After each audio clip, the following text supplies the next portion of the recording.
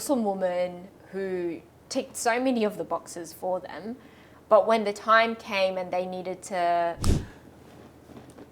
Could you elaborate on the idea of the politics of faith, when faith is used as part of as a political tool or as a political narrative on many sides, in many ways, good, bad, and ugly?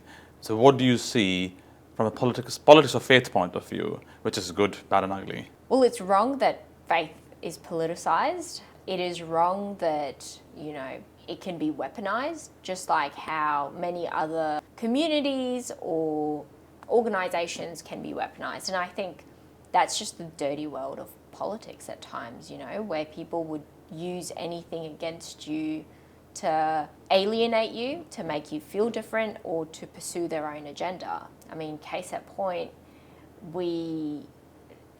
it was very evident what I had to go through during the period where I had crossed the floor on a matter of conscience and justice. And then during that whole turmoil of wanting to leave the party, all the backgrounding and all the news reports that came out to vilify the fact that I was a practicing Muslim. The same very reason that the Labor government was so proud of me being a person of faith, a young, progressive Muslim woman who ticked so many of the boxes for them. But when the time came and they needed to demonize me, they used my faith against me.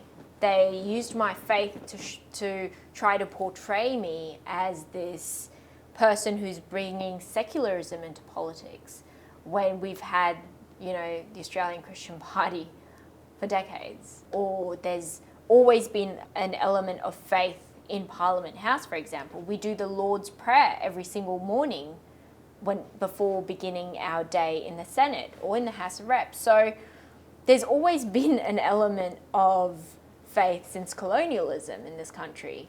But the fact that they would use a faith that's foreign to them, or at least that's, a minority or forms a minority in this nation, that to use against me, like when I said, it's not like they hadn't seen me pray. It's not like they hadn't seen me observe Ramadan, which is the month of fasting. Yeah.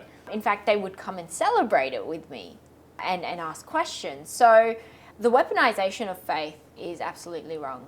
Whether it's any faith, really, under the spectrum, we need to be able to, debate and have disagreements without bringing personal matters like faith into the discussion or using that against them.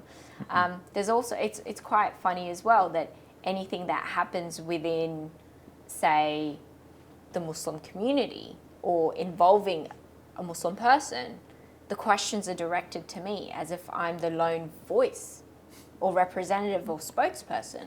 Of all Muslims. Of all Muslims. And we know that, there's the faith and there's the followers of the faith. The followers of the faith can have various interpretation of the faith's teachings, but you don't blame the faith for their interpretation or their conduct or misconduct, right? Like, you hold each individual to their own actions.